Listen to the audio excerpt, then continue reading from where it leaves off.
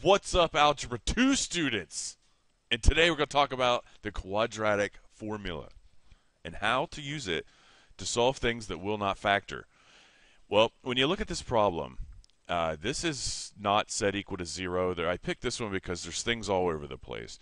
The first thing we need to do is set this equal to 0. And do it smartly. Like, don't put the 2x and the negative 5 over on this side. Take the negative 2x and plop it over here. So that if we just add the x squared term to both sides, that is going to look like x squared plus 2x minus 5 equals 0. So this is going to be our quadratic formula that we're going to use. First thing I'm going to do, I'm going to list the variables a, b, and c. And blurt it, bless you, blurt it if you know it. What's a? 1, and b and c, negative 5. We have to plug all three of these things in this quadratic formula as neatly as possible. So I'll do all that in blue. Okay, so here we go. So if it's negative b and our b is positive 2, this is going to go in here as negative 2, plus or minus, and then just kind of supersize that. Don't be smashing this up into real small, like let it breathe a little bit. B squared is going to be 2 squared. You want to make sure to keep in mind, if that's negative right there, that's going to turn positive after you square it. That is one of the most missed things that I see on a daily basis. A, C. So this will be 1, and C is negative 5. I'll show you how I handle all that in a minute. And then on the bottom is 2A, which is 2 times 1, which I'm just going to write 2 if that's okay with you guys, because it's going to be 2 times 1 there. On the top of this, I'm going to simplify right on the top of this. This little thing under the radical symbol, the b squared minus 4ac. Anybody know what that's called? Discriminant. D-I-S-C-R-I-M-I-N, ant. Discriminant.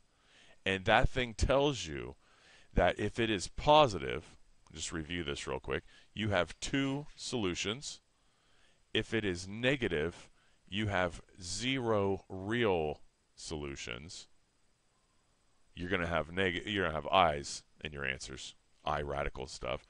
And if it comes out to be 0, if it equals 0, you have 1 solution. All right, so let's see what this is. 2 squared is 4. And then I have, and what I do is I count the number of negative signs here. I got 1 in front of the negative 4. I got 1 in front of the negative 5. That's 2 of them. So that's going to make that plus, and that's going to be 20. Okay, so this is going to work out nicely here. So that's going to be 24 right there. I'll go back to blue. I'm going to pull it over this way just a bit. So that's going to be radical 24 over 2.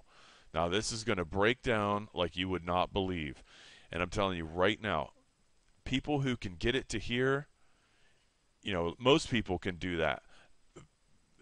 Usually only the A students can simplify this. A lot of people don't simplify this correctly, so let's work on it. Come over here, radical 24. I'm going to break this down just like we did. That's going to be 4 times 6. These break down in a factor tree. 2 times 2 times 2 times 3. I will circle pairs.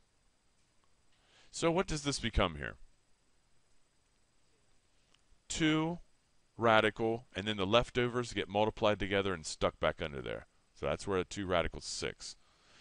I come down here, and I'm going to replace the square root of 24 with 2 radical 6. Here, over 2. Now, a lot of people will think that they're done there, and you're not. Because this number, I'll tell you what, I'll do this on a different layer so I can erase this. That number, and that number. If you have a common factor that will go into those 3 pink circled numbers, you can reduce this, and you're not done yet. So when you do that, this will cancel here, here, and here by 2. This will be negative 1, this will be a positive 1, and that'll be a positive 1. So I divided 2 into each one of those. And so I'm ready for my final answer to be negative 1 plus or minus 1 radical 6, which I just call that radical 6, don't get in the bad habit of making that 1 radical 6 over 1, which, to be honest, we don't need the over 1 either. So we can just call this -1 plus or minus radical 6 for a final answer. And remember, guys, that's 2 solutions right there. Even though it's irrational because of the square root of 6, it's still -1 plus radical 6 and -1 minus radical 6. So this is still a parabola with 2 solutions. So we just hit this one.